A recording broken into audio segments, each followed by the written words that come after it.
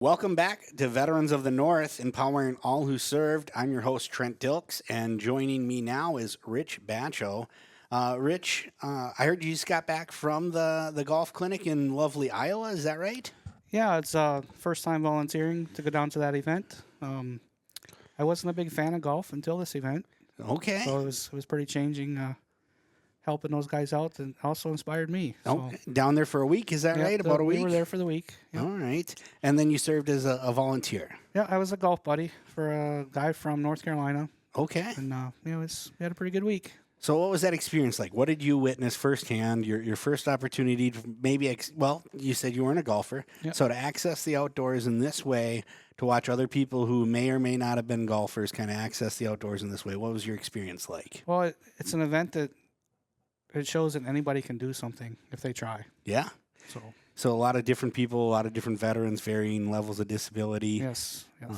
Excellent. And how about for you? Did it have any resonating impact on you, or are you now a golfer? I borrowed a set of clubs, and I took the grandkids and my wife out last Sunday and golfed 9 holes. And So there it is. In segment one, we were talking about how experiencing the outdoors can change the way that veterans experience life, and it worked for you, right? absolutely, And you were down there as a volunteer. You were giving back, but it changed now your relationship with your family, with your grandkids. So that's pretty powerful stuff, right? yep. That's great. I understand your chapter has been doing some different ways and has some creative ways up in northern Minnesota of accessing the outdoors. Right away, does one of your events jump out? One way that you've created, your chapter has created, to really kind of open the outdoors up to veterans? That would have actually been the Itasca boat ride. Okay. We would take 100 veterans. Well, it'd be a veteran plus one. Yeah. We would reserve it for 100, have lunch, serve them lunch on the boat, and take it toward Lake Itasca. Lake Itasca, headwaters of the Mississippi. No matter what North Dakota says, I don't care what the new mapping says. I don't believe new maps.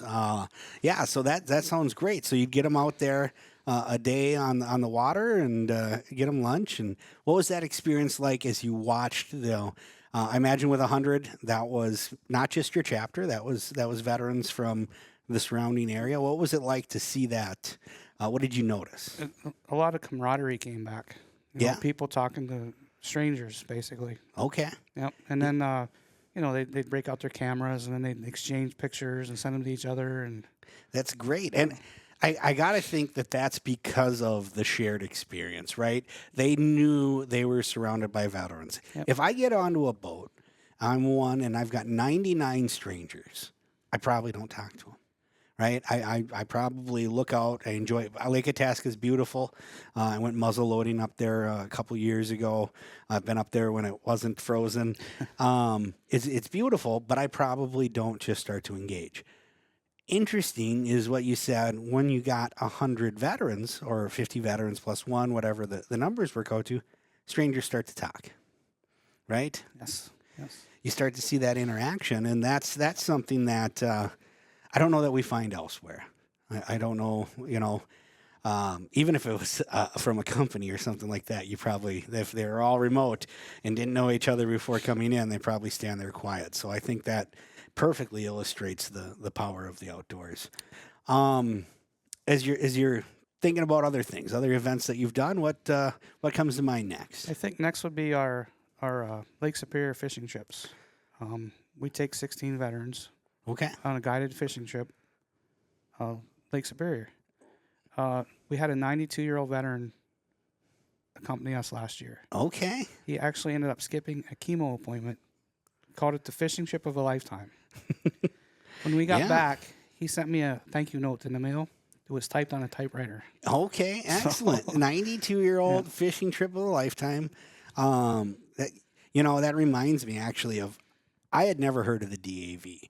I was down in South Dakota for school, and a buddy of mine called me up, and he said, "Hey, Trent, would you like to go shoot some pheasants?"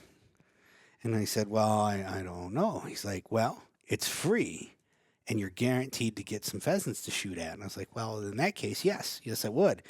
And it turns out it was this organization I'd never heard of, the DAV Minnesota, was hosting a pheasant hunt.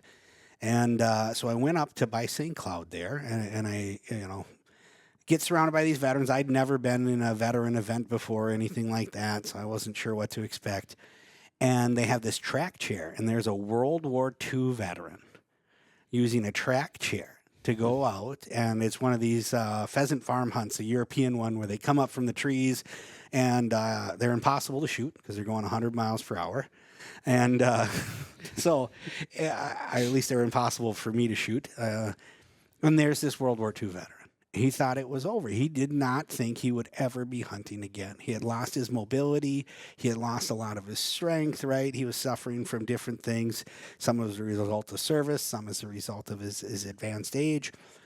And this provided an opportunity that he never thought he would get again. And to see how thrilled he was, he shot more birds than me. I think he cheated, but he shot more birds than me.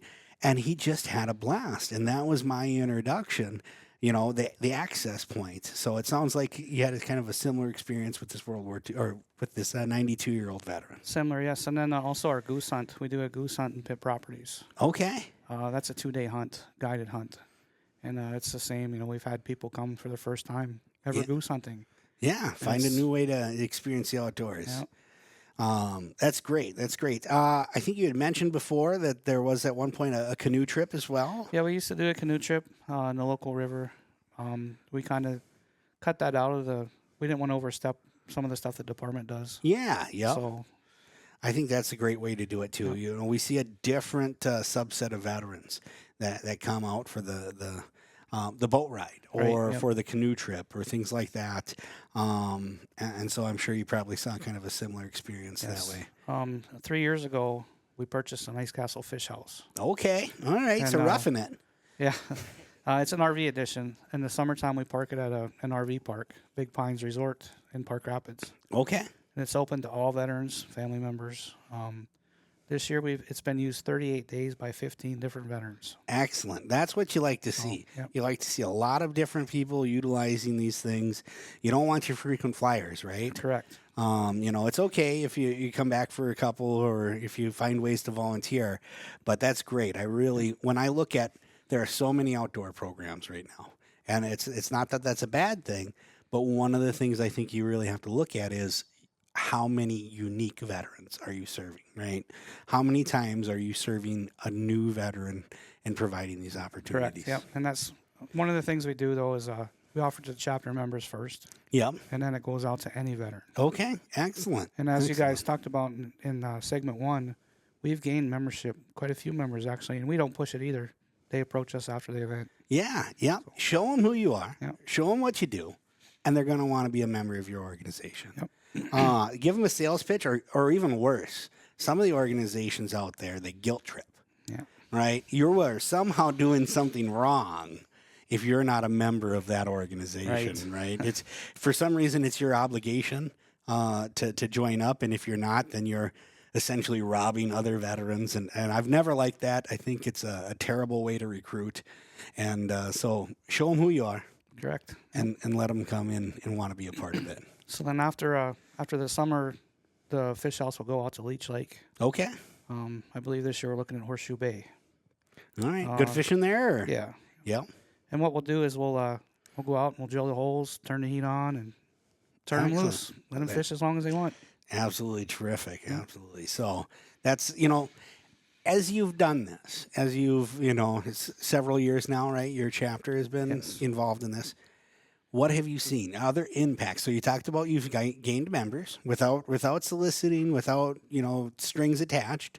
Have you seen anything else? Partnerships in your community, stuff like that? Partnerships, the goose hunt, we actually picked up Humana as a co-sponsor. Okay. So they're helping us offset the cost. Yep. Just the mental health side of it. We've had people basically come out of their shell. Yeah, yeah. They can find this way to connect. Yep. They find they made the connection. They keep connecting. To get away from some of the hunting and fishing events, we also, this past year, did Jasper Theater. Okay. What is that? It's like they do a musical comedy type. Okay. In the theater there in Park Rapids. It's outside. Yeah. But, we had that kind of replaced the Itasca boat trip.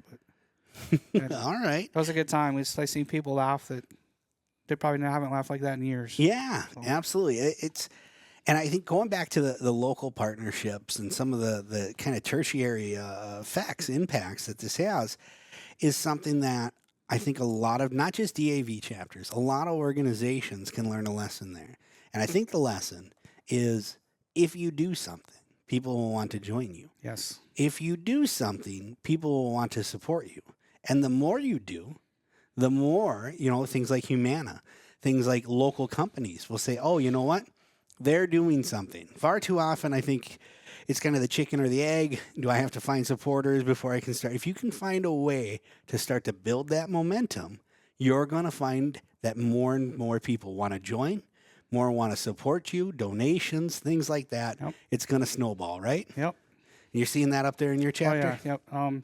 A lot of the events will have like a newspaper clipping or something. They'll advertise it saying, we took vets out and we did this. And local banks will donate to us. And people will just go in the VSO office and donate, through them. And yeah, it does. People want to be a part of that, whether it's supporting it or joining it. Yes. And so I think it's wonderful that you've seen that through your chapter.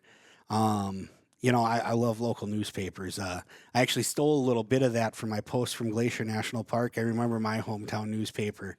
And those things, so-and-so met up with so-and-so, a good time was had by all.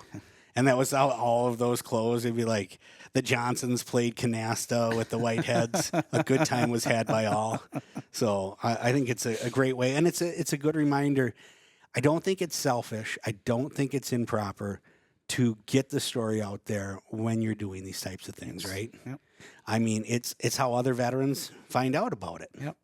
So that's one of the areas that we actually do struggle in, though, because a lot of our older veterans, they're not on the computer. They, the phones, they don't. So we have to find a way to contact them a little better. Yeah. Yep. I think it's hard when you're not connected to find access points, right? Whether you're younger or older, how do we, you can beat them over the head as much as you can if you can find them. But how do we find the new ones? Are you seeing your outdoors program access new veterans? Yes. Ones who maybe weren't traditional meeting goers and stuff like that? Yes, and actually some of us started to come to the meetings as well. So they're volunteering, so we've gained in more ways than one by doing this. So. Excellent. So the veterans get what they need out of it. They get that experience. Your chapter is getting what it needs out of it, more active membership, more ways to make impact. So it sounds like it's just been a win-win all around. Yes. Excellent. Well, Rich, I thank you for joining us here for segment 2. Really appreciate it. Keep up the great work that you're doing up there, and look forward to future discussions with you. Sure. Thanks for having me. Thanks.